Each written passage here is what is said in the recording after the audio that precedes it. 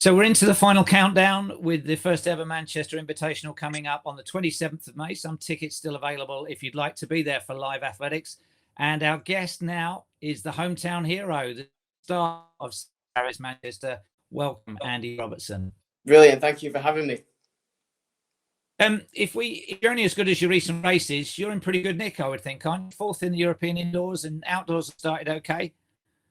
Yeah, I had a little bit of a niggle early on after the indoor season with an Achilles flare, so I had to play a bit of chip and chop in my training. But I've hit some good form recently. I had a very good, successful indoor season, which was obviously for us all very short. But to still come fourth for the Europeans was pretty good. I had a good summer last year, running a winter assisted 10.0, running season's best of 10.2, and not particularly running the best at the nationals last year, but overall, from pretty much onwards from then and now, I've been in reasonably good shape. And you probably know that track as well as anybody. You must have put in some hours there over the years. What's it like? What's it going to be like competing in the first ever one of these meetings? Yeah, it's really exciting. The track is lovely. The brand new blue track is absolutely fantastic. It feels really nice, really springy, especially for us sprinters. The harder the track, the faster it usually is for us. And you usually get a good day weather-wise and a nice tailwind. You should definitely be in for a very good day. I'm really looking forward to competing next week in Manchester. Obviously, it's a home track event, but also just looking forward to just getting home to the front. I was actually looking forward to mainly seeing the crowd for the first time in a while, because obviously we've been so behind closed doors for so long. It'd be lovely to be on the start line and actually seeing members of the public in the stands watching. And you've had great success at 60 meters. You do have a fantastic start. That kind of let you down at the nationals last year, didn't it, in the final? Yeah, it was. I've had a good reputation for many years. My first 30 meters, when I nail it, can be, one of the best out there. Probably the best in the country, if not one of the best in the world on the right day. So obviously the 60 meters, I could be brutally honest, has been probably my best part of my CV through my years. Obviously, it doesn't mean that I can't convert it into a very fast 100 on the right day. But yeah, for the last year's final, I had a very good executed well in the heat, very well in the semi-final. The final, just didn't execute my race well. Got to the first 60 meters decent. I had Harry and OJ and Tommy coming on me fast. And then you do the schoolboy error where your shoulders tense up, your hips drop, and then the rest was history after that. So it was more of a bad race on the day. But, I've had a good preparation since then. So a bit of redemption going into this year's nationals. And, hopefully using this as motivation going into the Summer Olympics. We asked Chris Bennett in the hammer and also Charlie Myers in the vault, at what point do you know it's a good one? And Charlie was saying it is pretty much at takeoff. Chris was saying it's at the point of release. Do you know, as you come out of the blocks, that you've nailed it? Are you thinking, yes, this is on, or oh no? It's a bit of both. Yeah, it's a bit of both, because you can sometimes have a great start and you're going so fast, you end up forgetting that you're losing control. And then sometimes you end up having a poor start and someone's in front and you're chasing them down. And it's like, yeah, I've just powered past the guy and the start wasn't great. But yeah, reasonably, when you have a good start and a really good first 60, it's kind of like I'm in that groove, I'm in that momentum and rhythm. And the rest of the race actually feels really easy.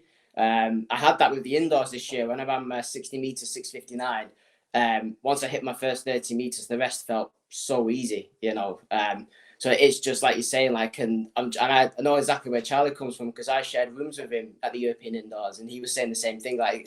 You just hit that point perfect, and the rest just comes easy.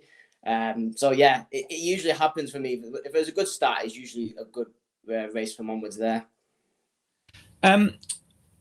What about those Olympic prospects? What are your thoughts on it at this stage? With there's been a few athletes we've not seen anything from since 2019. There's qualifying marks required. There's relay practices that may or may not have been taking place due to COVID. What's the current situation as far as you're concerned? Well, I think because obviously everyone's in certain places at the moment. I know a lot of athletes have gone over to America. Some of them are going to base themselves in Europe.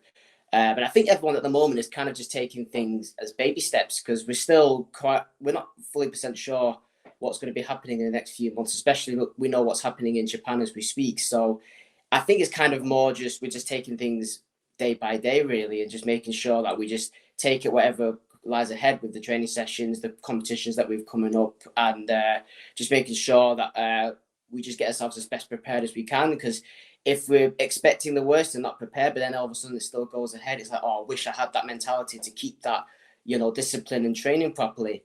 If, for example, like it does get cancelled or here and there, that it is what it is, out of our control. I mean, health has to come first.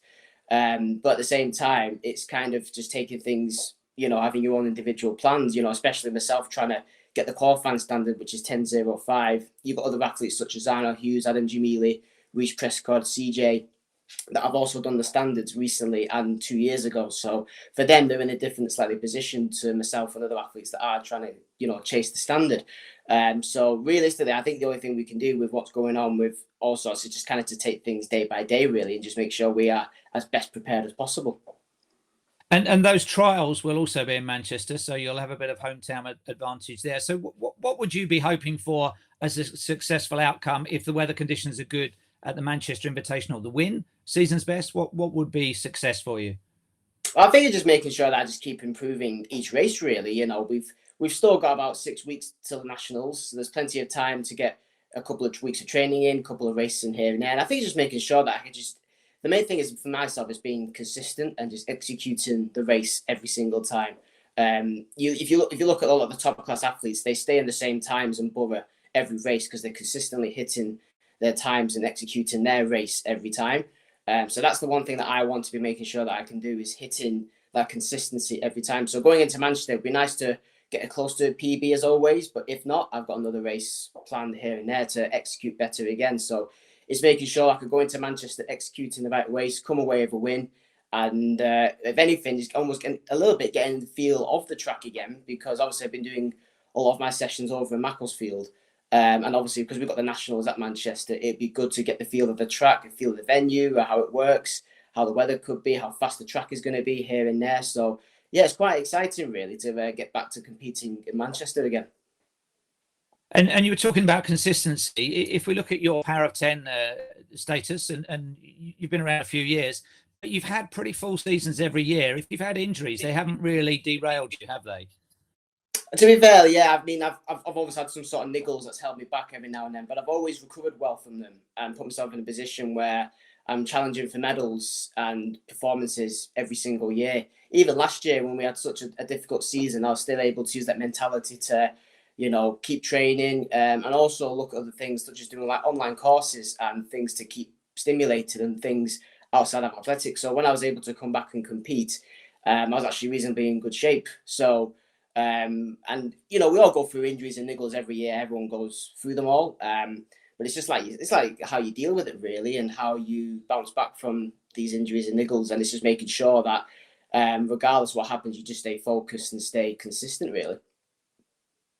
There's more than one Andy Robertson in elite sport these days. Do you ever get mixed up with any other players or similar? Sadly, yes. I've had a few notifications on Twitter every now and then. I've had a bit of abuse actually on Twitter. I think after like a bad result, I had Andy Robertson getting slated and I'm getting tagged in it, and I'm a bit like, well, that's not me. We have two completely different pictures, so you should know which is which. So I've had that. I mean, I probably like him more if he was a United player, but because he's Liverpool, I can't really enjoy it as much. So is United your team? Yeah, I've been a massive Man United fan. I mean, I go through phases over the years, so I've quite enjoyed my rugby and other sports. But I'd say the last 4 years, I've become a bit of a football madman, especially with Manchester United. Yeah, I'm pleased that we've come second this season. I hope we can come with the Europa League next week, and hopefully we just keep building from onwards there, really.